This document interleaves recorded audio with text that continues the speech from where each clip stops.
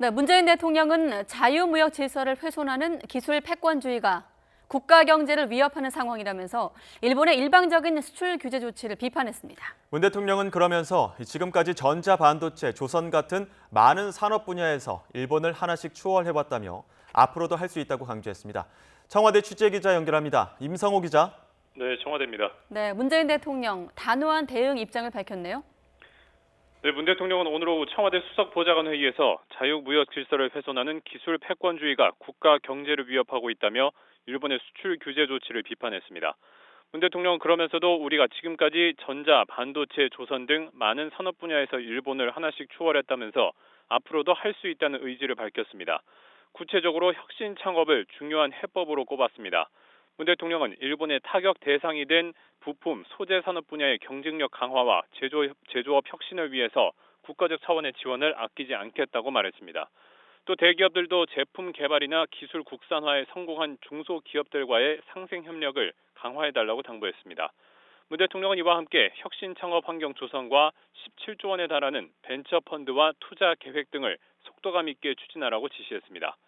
국내 소비와 관광 활성화를 위한 대책도 주문했습니다.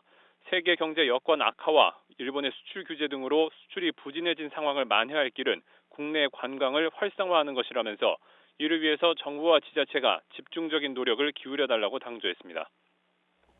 네, 이런 가운데 아베 총리 일본 수출 규제 관련해서 한국이 제대로 된 답을 내놔야 한다고 주장을 했는데 청와대가 공식 반박했죠. 네, 앞서 일본의 참의원 선거가 끝난 직후에 아베 총리가 이 강제징용 문제 등에 대해서 한국이 제대로 된 답을 내놓지 않으면 건설적인 논의도 안 이뤄질 거라면서 자신들의 수출 규제 조치의 책임을 우리 측에 떠넘기는 발언을 했습니다. 이에 대해서 청와대는 일본의 문제 제기에 늘 분명하게 답해왔다고 반박했습니다.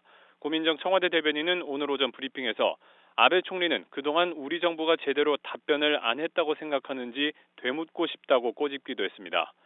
고 대변인은 그러면서 한일 관계가 과거사와 미래, 투 트랙으로 나아가야 한다는 우리 정부의 입장에는 변함이 없다면서 양국의 미래지향적 협력을 위해서라도 최소한의 선을 지키면서 최선의 노력을 하는 것이 좋을 거라고 덧붙였습니다. 자, 그리고 이 조국 청와대 민정수석 이 SNS를 통해서 일본의 정부의 어떤 조치라든지 또 자유한국당을 연일 강하게 비판해 왔는데 오늘이 마지막 글이라고 했다고요? 네, 말씀하신 대로 조 수석은 오늘 아침 자신의 SNS에 아베 총리의 발언을 비판하는 글을 올렸습니다. 참의원 선거 직후에도 아베 총리가 우리 대법원의 강제징용 판결 취지를 정면으로 반박하고 있다고 지적했는데요.